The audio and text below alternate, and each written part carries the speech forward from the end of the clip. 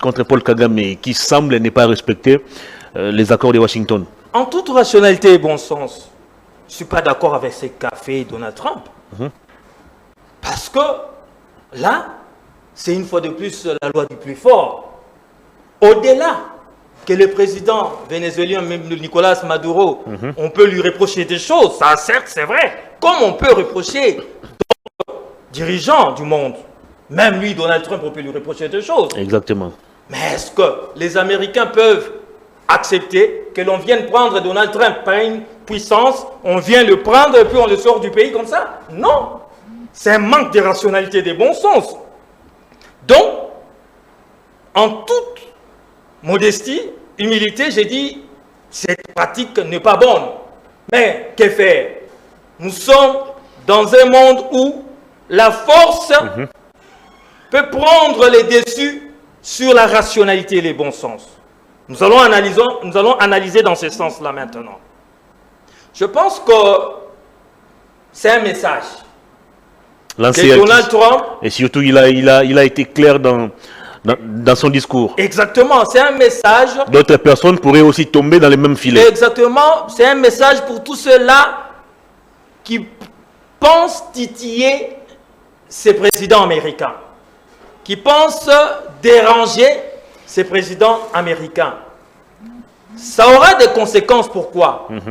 Parce que depuis la nuit des temps, les Américains, les multinationales, ont utilisé Kagame pour massacrer les Congolais, pour piller les Congolais.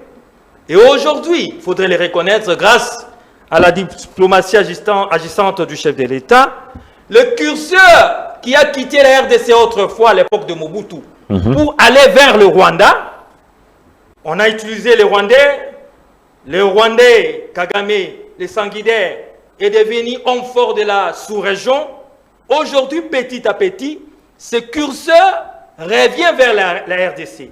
Parce que lorsque cet accord avec les États-Unis, c'est quoi? C'est un accord minerai contre sécurité.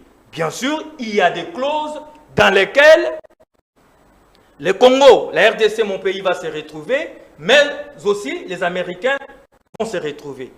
Or, le désordre ne va pas profiter à cet accord. Le désordre ne va pas profiter, à mon avis, au bénéfice que peut rechercher Donald Trump dans cet accord. Donc, ça aura de l'impact parce que Kagame va se sentir en danger.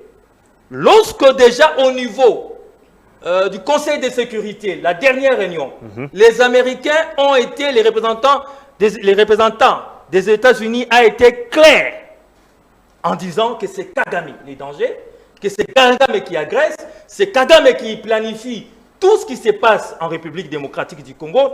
Je pense que la balance ou bien l'équilibre est en train de changer en notre faveur. Je pense, à mon humble avis, que